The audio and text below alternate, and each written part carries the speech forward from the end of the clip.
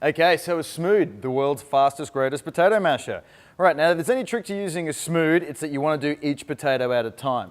Now, these potatoes I've already drained off the water on, and I will show you with one potato first, and then we'll dive in and do the lot of them all together. And I will show you just how quickly we can make an entire bowl of massive amount of potatoes here into the world's smoothest, fluffiest mash. Okay, so one potato. Now, the way the Smood works is as you press down, all the spring coils collapse one after the other. There's a thin gap left between them, and that's where the potato is going to come up. As the potato goes through, it aerates itself as well, like a cascading waterfall that adds the air, the beautiful potato mash there, and there's nowhere for lumps to get through. So as you can see here, as you press down, one press, everything goes through like that.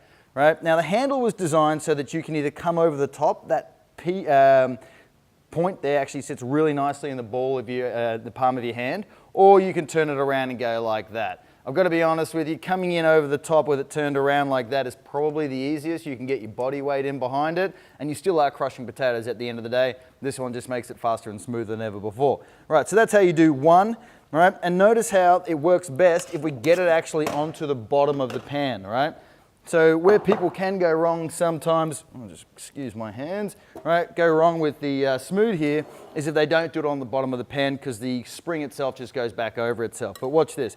If I do one potato at a time on the bottom of the pan, even with these huge potatoes here, now I don't even have any milk or anything like that in this yet, and you can see one press per potato, we are making the world's smoothest and fluffiest mash. Look at that, spillage already. Cool. Now the trick, if there was a trick to using the Smood, once you've got all this build up on the side here, right, you don't want to clang it, potato's going to go flying because it's a spring, right? You just want to twist it off, just hold it, and if you just twirl your Smood like that, you'll use the existing mash in there to clean it off, and then bang, look at that, pretty good, pretty good.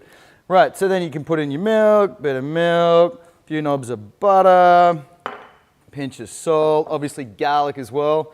And then you can use this to whisk it up, and that's going to be beautiful mash. Now you can see when you're making mash like this that the potato likes to climb up the sides of the pot or the pan, and that, my friends, is what the little silicone scraper is for on the front there.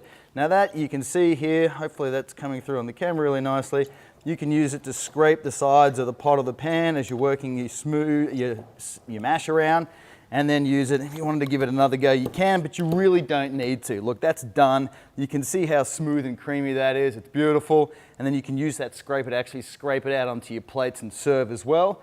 Now this is awesome for bananas, for baby food, sweet potato mash, which is really cool and low GI and all the rage at the moment.